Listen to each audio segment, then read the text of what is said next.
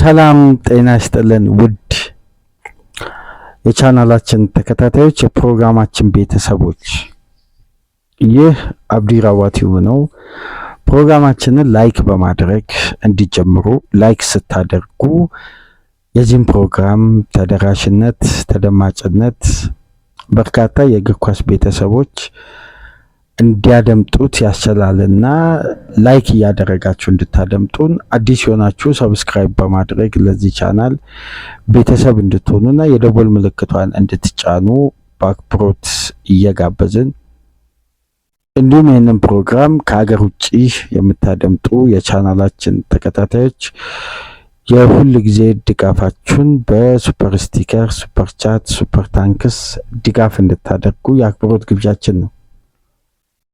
ሁለተኛው ክፍል ፕሮግራማችን አንደኛ፣ ሁለተኛ፣ ሶስተኛ ያልን የመጨረሻ ክፍል አራተኛውን ፕሮግራማችን እንግዲህ ወደ ታይም ሳይድ የምሽቱን አስገራሚ ውጤት የተመዘገበበትን የማንቸስተር ዩናይትድ እና የኒውካስል በሴንት ጄምስ ፓርክ የተደረገውን ያልተጠበቀ ያልተገመተ ውጤት የተመዘገበበት አስገራሚ ጨዋታ ነው።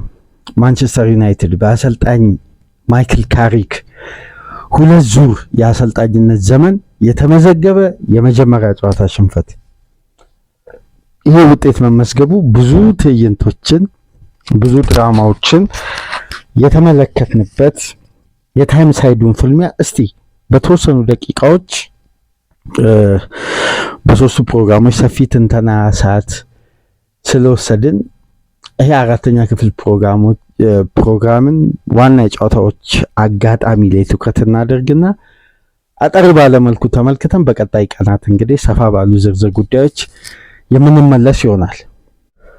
በጨዋታው እንግዲህ ከተመለከትናቸው ነጥቦች መካከል ኒውካስል በዚህ ጨዋታ ያለው ውስን ጥይት፣ የነ ብሩኖ ጊማሬስ ጉዳት፣ የተለያዩ ተጫዋቾች ከዚህ ሜዳ መራቅ ለኤዲ ሃው የዘንድሮ የውድድር ዓመትን ፈተናን በጣም ከባድ ዳገት ካደረጉ ጉዳዮች መካከል ኤዲ ሃው በውድድር ዓመቱ አጀማመራቸው ከፕሪሲዝን አንስቶ መልካም ያልነበረበት የማንቸስተር ዩናይትድ እና የኒውካስል ሲዝን በዘንድሮ የውድድር ዓመት ከተመለከትን አብዛኛው ሂደት ተቀራራቢነት አለ።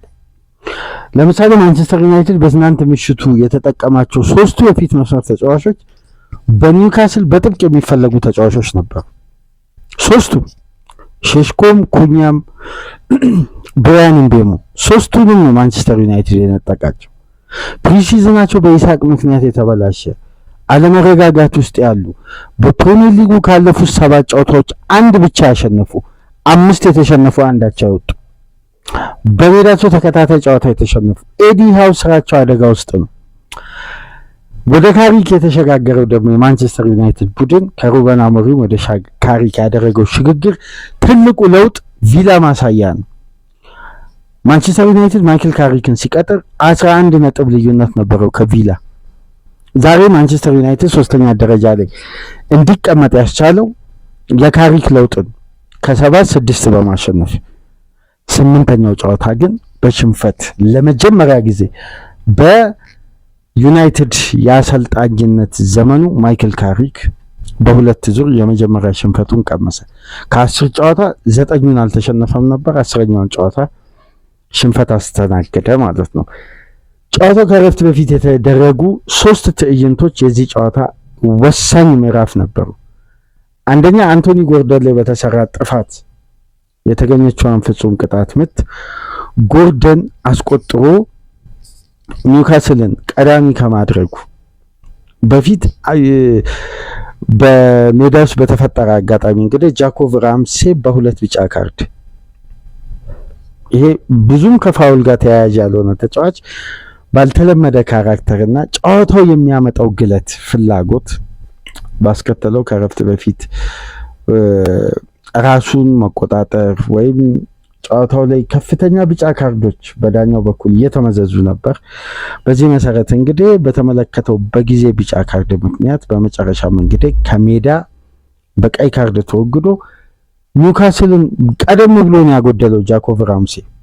ይሄ እንደምታውቁት ከአስቶን ቪላ በ48.5 ሚሊዮን ፓውንድ የተዘዋወረ ተጫዋች በጊዜ 41ኛ ደቂቃ ላይ በቀይ ካርድ ወጥቶ ኒውካስል 45 ሲደመር 6 ላይ ጎርደን ላይ በተሰራ ጥፋት ፔናልቲ ያስቆጥሩ ማንቸስተር ላይ ቀዳሚ ነው። ቀደም ብሎ በቀይ ካርድ የወጣው ጨዋታው ላይ ምንም አይነት አጋጣሚ ሳይፈጠር ግቦች ሳይቆጠሩ በፊት ጎርደን በቀይ ካርድ የወጣው ራምሴ በቀይ ካርድ የወጣው ጎርደን ራሱ ያስገኘውን ፔናልቲ ራሱ አስቆጥሮ ቀዳሚ ማድረግ ቻለ ኒውካስል።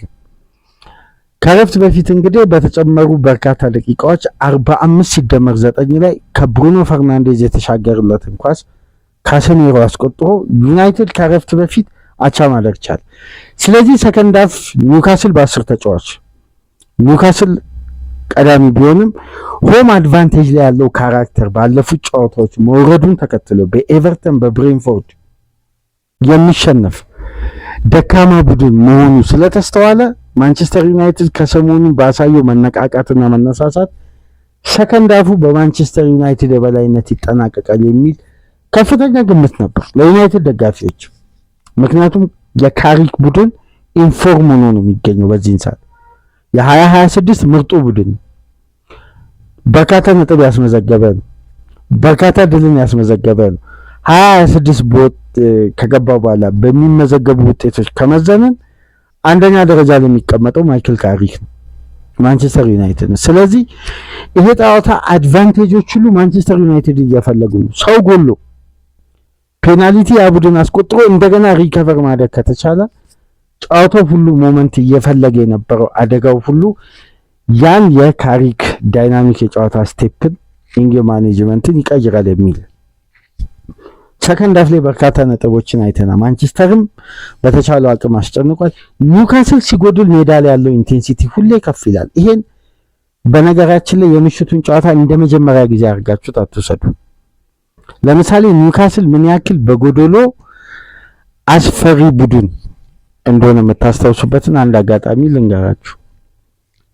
የምታስታውሱ ከሆነ በዘንድሮ የውድድር ዓመት የሊቨርፑል እና የኒውካስል የመጀመሪያ ጨዋታ በሴንት ጄምስ ፓርክ 3-2 ሊቨርፑል ያሸነፈበት 2-0 ሊቨርፑል እየመራ ኒውካስል በጎዶሎ ነበር ሁለት እኩል ማድረግ የቻለው በብሩኖ ጊመሬስ እና ትናንት ምሽት ዩናይትድ ላይ ያቺን አስደናቂ ሶሎጎ ምን አይነት አስገራሚ የግራኝ እግር ቴክኒክ ነው የተጠቀሙ።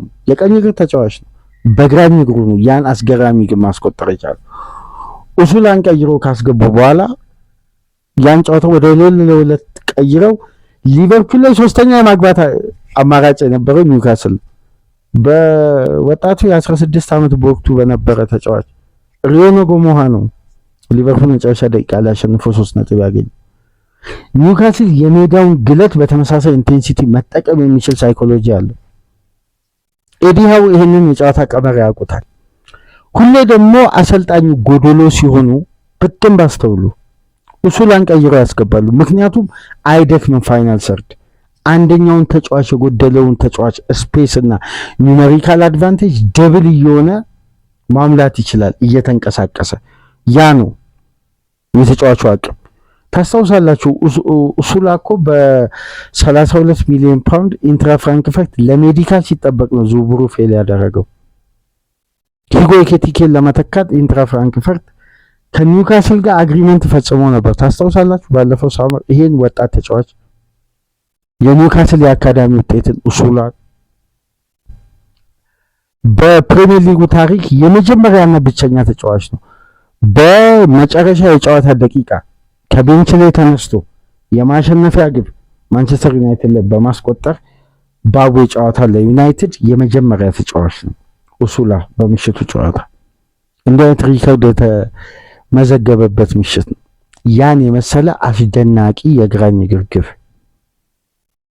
ኤዲሃው ታክቲካል አፕሮቻቸው ነፍስ የመዝራታቸው ትናንትና በከፍተኛ ሁኔታ የተቻናቸው አሰልጣኝ በጎዶሎ ግን ነፍስ ዘርተው ማንቸስተር ዩናይትድ ላይ 3 ነጥብ ተቀናጅተው ህይወታቸውን በኒውካስል ቤት አቆይቷል፣ ማረጋጋት ችለዋል። ይሄ ትልቅ ሳይኮሎጂካል ቢስ እነ ብሩኖ ጊማሬስ በሌሉበት በተከላካይ ስፍራ ያለው የጉዳት ማት በኒውካስል በኩል ሊቨርሜንቶ በርካታ ተጫዋች ግን ከነዛ አይነት ክራይስ ውስጥ እንዲህ አይነት ድል ሁሉም የኒውካስል አይነት ቡድንን ከትላልቅ ችግሮች ውስጥ ይዘው ይወጣሉና ኒውካስል በትናንት ምሽት ተአምራዊ ድል በማንቸስተር ዩናይትድ ላይ በማይክል ካሪክ ላይ በማስመዝገብ ለመጀመሪያ ጊዜ ማይክል ካሪክ በውድድር ዓመቱ በዩናይትድ ቤት በአሰልጣኝነት ዘመን በሁለት ዙር ቆይታ የመጀመሪያ ሽንፈቱን በሴንት ጄምስ ፓርክ አስተናግዷል። ይሄ በእግር ኳስ የሚፈጠር ነው። ለማንኛውም ፕሮግራማችንን ላይክ፣ ሼር፣ ሰብስክራይብ ማድረጋችሁ እንዳትረሱ። ከሀገር ውጭ የምታደምጡ በሱፐር ስቲከር፣ በሱፐር ቻት፣ በሱፐር ታንክስ ድጋፍ አድርጉ። በአራት ፕሮግራም ከእናንተ ጋር በእንዲህ መልኩ ቆይታ አደረግን።